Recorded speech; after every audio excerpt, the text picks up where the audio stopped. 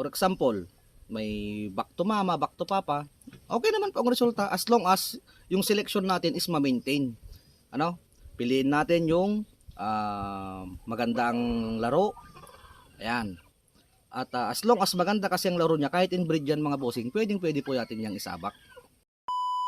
Kumusta kayo mga bossing? Napakaganda po ng ating talakayan ngayong araw. Meron kasing mga nagtatanong sa atin kung pwede po bang isabak sa exam mga bossing ang mga palahin nating mga inbred. Okay? Regardless kung gaano po kalalim yan o yung tinatawag po nating deep inbreeding, pwedeng 3/4, 1/4, pwedeng 7/8, 1/8, pwedeng 15/16 and so on. Basta ang tinutukoy po natin dito mga bossing ay about sa inbreeding. Kung yung product po ba ng inbreeding ay pwede po bang isabak sa exam o pwede po bang ipangsayaw? Ang simpleng sagot po dyan mga bossing ay pwede. Pero depende. Depende kasi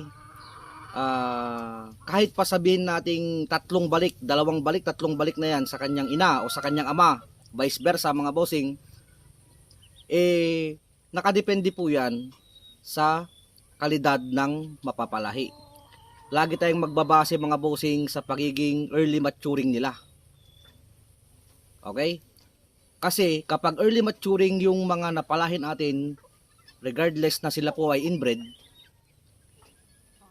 ibig sabihin po mga boss, yan po ay isang sign na mataas pa rin yung kanilang gameness. Kasi yun yung mga dapat nating sa alang-alang. Syempre kapag medyo malalim na po ang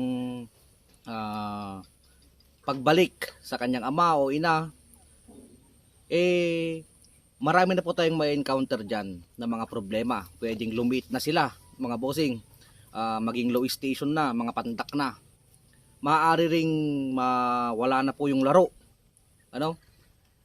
Normal po yun mga bossing na yung mga aanakin nila may mga hindi na po magaling. Pero ang kinukuha po kasi natin doon kaya tayo nag-inbreed ay yung mismong lahi o yung dugo ng kanyang partikular na ama o di naman po kaya sa parte ng kanyang ina. Kung saan tayo o kung saan natin ibinabalik yung anak. Siyempre, hindi naman po tayo mag-inbreed kung hindi po tested, ano? Mga bossing, kung hindi po tested, kung hindi pa natin nasubukan sa exam yung kanilang mga na-produce. Di po ba mga bossing? Ganito. Una, ulitin ko mga bossing na dapat nating isaalang-alang kung gusto nating isabak ulit yung mga product ng inbreeding sa sayawan. Ito.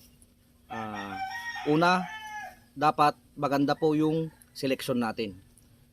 Pangalawa, piliin natin mga bossing yung alam natin na mataas pa rin ang gameness. Pangatlo, lagi pong dumepende sa kanilang laro. Ano? Syempre, kapag po hindi na natin nagustuhan yung laro nila, yun na po yung isang dahilan, pinaka main reason na hindi na po natin sila dapat na isalang. Kasi nga, ang purpose naman talaga natin sa pag-inbreed mga bossing ay para makapag-produce po tayo ng seed fowl. Hindi po para mag-produce tayo ng pangsayaw o pang-exam. Sana po ay maliwanag mga bossing, ano. Pero kung sasagutin natin kung pwede pang gamitin sa exam ang mga product ng inbreeding, ito po ang sagot. Pwede po, pero dumepende po kayo sa mga nabanggit ko. Kasi ito mga bossing, hindi tayo gumagawa rito ng kwento. Ito mga bossing, sa mga nakasubaybay po sa atin mga bossing, halos weekly po tayo mag-exam. At yung ibang mga ina-exam po natin mga bossing, talagang may mga inbreed na po doon mga bossing. Pero hindi po ganun kalalim o hindi po ganun kasobrang inbreed na. For example, may back to mama, back to papa. Okay naman po ang resulta as long as yung selection natin is ma-maintain. Ano? Piliin natin yung magandang laro. Ayan.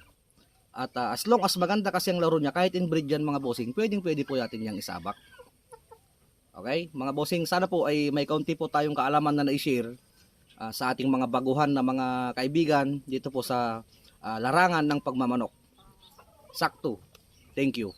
God bless.